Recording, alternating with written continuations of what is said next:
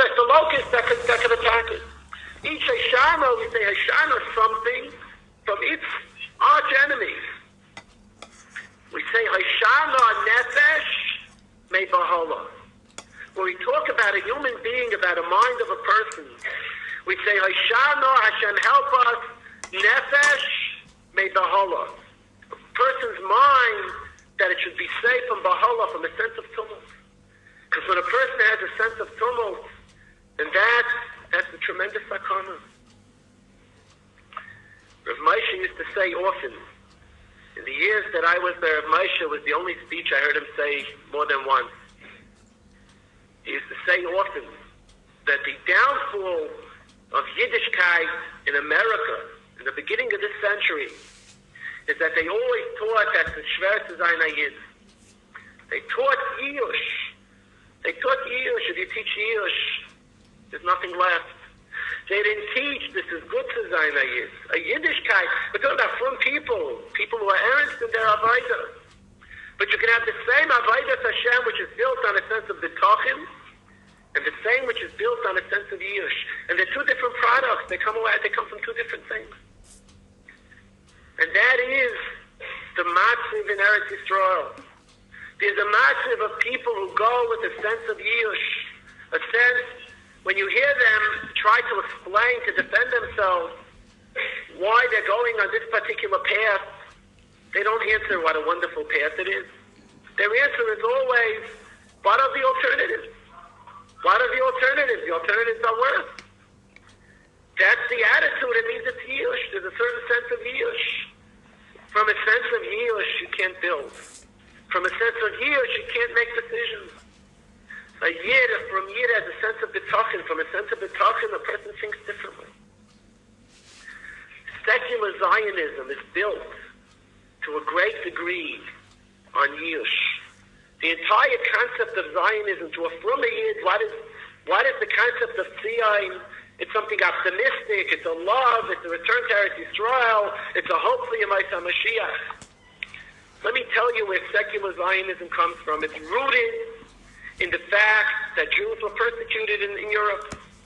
And Jews were persecuted. We need an Eitzah. It went on for so many centuries. We need an Eitzah. Recognized as the father of secular Zionism is Theodore Herzl. Let me read to you from Herzl's diary something that should be well known, and I don't think it's well known. Herzl tried very hard to find a solution to the Jewish problem, to the problem of Jews being persecuted all the time. In his diary, and this is written in 1895, which means that it was just around the corner from his decision to pursue a state in the land of Israel. And this is a quote. He says, approximately 2 years ago, I wanted to solve the Jewish problem in Austria at any rate, with the aid of the Catholic leaders here. I sought an audience with the Pope in order to tell him, help us against anti-Semitism, and I will generate a mass movement of Jews to convert to Christianity, freely and proudly. This was his answer. The leaders of the movement, particularly myself, says Herzl, will remain Jews. And as Jews, we will call for the acceptance of the dominant religion. On Sunday at noon, the conversion will be carried out with a festive procession and the ringing of bells. Not in shame, as individuals have done in the past, but with pride. The fact that leaders will preserve their Jewishness and remain outside, while they lead the masses to the church doors, will lend distinction to the entire matter and invest it with great sincerity. Should read on. It's a tell. Herzl's solution to the problem was that all Jews should convert to Christianity. Unfortunately for him, and fortunately for us, nobody else wanted to do it. So his next answer was that all the Jews should move to Eretz Yisrael and will be free of anti-Semitism. This is a Zionism which is built on Yush. It's not built on a Bitachon. It's built on a sense of Yush. When you build on a sense of Yush, so you have other things. There's a history of Zionism. It's not a time for it now. It's full of these things. Do you know that Herzl wanted to switch the British offered Uganda instead of Eretz Yisrael. They offered him Uganda. And in 1905 he decided we'll build Israel in Uganda. Imagine, I uns gesagt, in Uganda with Idi Amin we're gonna have Israel, right? And not only that, he signed an agreement with the British that his agreement was that all the Jews will almost to Uganda and will accept the dominant African culture so as not to disturb the natives there. I don't know what that exactly meant. It meant painting our faces or wearing certain kinds of earrings or whatever the culture could have been at that time in Uganda. But what is it built on? When Fum Yidden hear about Eretz Yisrael, it's a licht, it's a light. Where does this come from, this whole school of thought? It comes from a Yush. It comes from a hope that Yidden should be, Chas v'Sholom, that Niyah Kechol Ha'amim, that Jews should be like the other nations. We should be, why, if other nations live in peace, why can't Yidden live in peace? So HaKadosh Baruch Hu tells us, Asher atem oimrim niyeh kagoyim. If you have a dream to be like the other nations, Hayai Laisiyah, the Rabbi Shalom says, Chay aninu Hashem, im loy biyad chazaka, v'zrei netuya, v'chemra, shefucha, em loy chaleichem. That there's no such thing. A dream of all the other nations live in peace, why can't we? It's not around the corner. It's not to be. It's a different approach. It's a different sense of approach to the whole thing. What remains is one more point to understand. When we see what's going on in Eretz Yisrael, where does that leave us? What about our own sense of Yush, our love for all the Yidden in Eretz Yisrael, our hope for the strengthening of the Yishuv in Eretz Yisrael? And after all that's happened there, Chalila, we could have a sense of Yush. Wasn't it a sense of Yush after the bombings that Yidden felt? What is the attitude? What is the feeling that a Yid is supposed to feel, besides, of course, the feeling that it's mutal aleinu and from a Yidden to turn to the Rabbi Shalom? There's an interesting Gemara in the Dorim, that's Nun Amid Beis. The Gemara says that Rabbeinu HaKadosh made a chasana. Rebbe married off his son, I think Shimon Berei, the Gemara says. So he made a chasana, the Gemara makes the cheshbon, if you figure it out, he spent on this wedding 2,400,000 dinarim. Now I don't know how much a dinner is, but 2,400,000 of anything is a nice chasana. So the Gemara says that Bar Kapara sent a letter to Rebbe. He says, Rebbe, on this chasna you're spending 2,400,000 dinarim, and Bar Kapara is not invited. How could it be? So he wrote him a letter. He said, if Rishoyim can make such chasnas, with tzaddikim malachas kama v'kama, imagine what tzaddikim will do. It sounds like a chutzpah, the letter he sent him. So the Gemara says, so Rebbe relented. He sent back an invitation. The end of the Gemara. So Rabbi Kiva gets taken through in the bottom of the Gilyon HaShat to look in Shuvit Shvus Yaakov, Chelak Aleph, Siman Kuf Pei Beis, Dover Nechmad, a beautiful pshat in the Gemara. So if you look there, it's Taka, such a beautiful pshat in the Shvus Yaakov, tells us what exactly happened. We know, and this we know before the Shvus Yaakov, that after the Churban of the Beis HaMikdash, it was a terrible time for Klal Yisrael. There was a tremendous disagreement among Gedolei Yisrael about how people should, what their attitude should be. There were Yidden who wouldn't eat meat or drink wine their whole lives after the Churban. And there were those who felt that a person's supposed to smile and get on with life. There's a Chavei Yoyer writes in the Tshuva that Rabbi and Reb Zera used to argue. Reb Zera, Chazal tell us, never smiled. Says they tried to, Reb Yirmiyah tried to bring his Rebbe, Reb Zera, Gichuch, and he was never able to get him to smile. He was always mourning over the Golus. Rabbi, every drasha, the Gemara says he started his drashas with the most of the B'dichasa. There's a Gemara of the Mashal Sanhedrin. It says Rabbi made a Goylum. Gemara says the only place it's recorded the creation of a Goylum.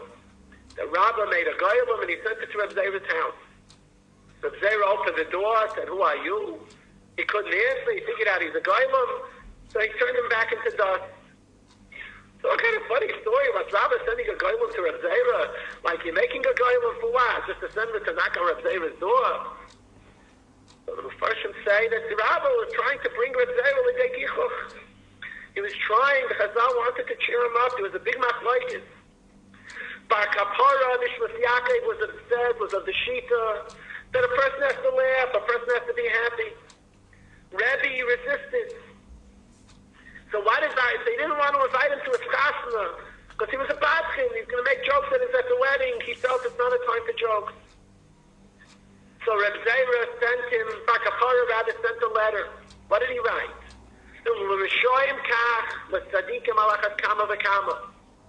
What pshat? He didn't mean to be Mavaza Rebbe.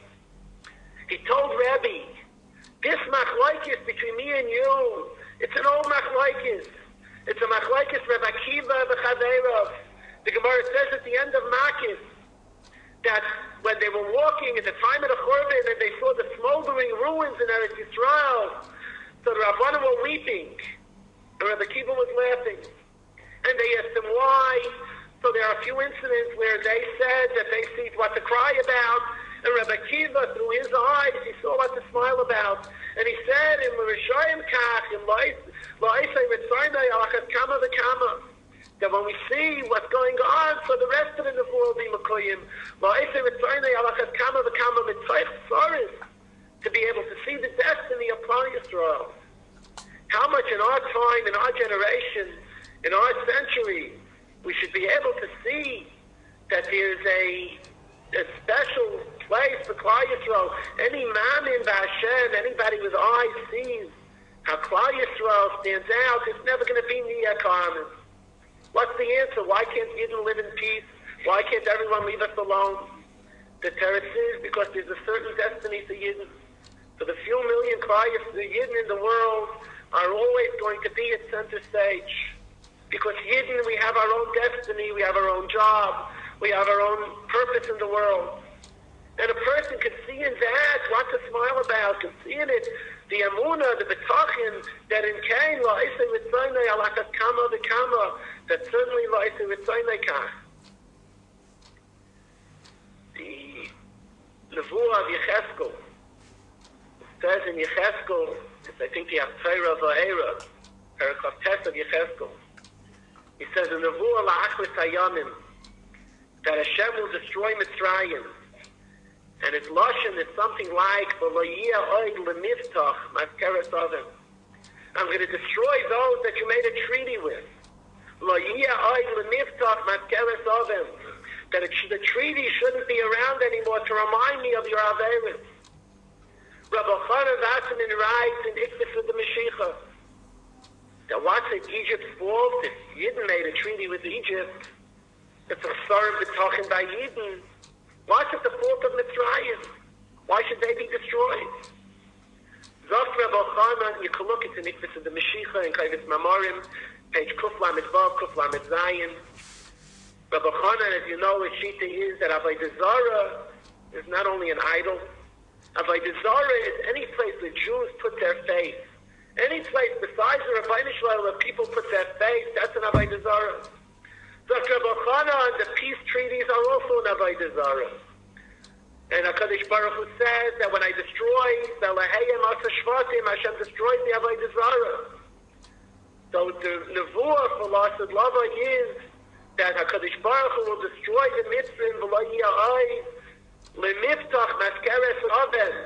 That the miftach, this treaty, it shouldn't be there anymore, maskeres oven, to remind Klal Yisrael of the lack of bitachon. You can only hope and be mitzvah. The last time I remember such a black hope when I was a child in May of '67. And much worse, people didn't know where the Yishuv in Eretz Yisrael is going to land, where it's going to go, where it's going to end up, what hope there was.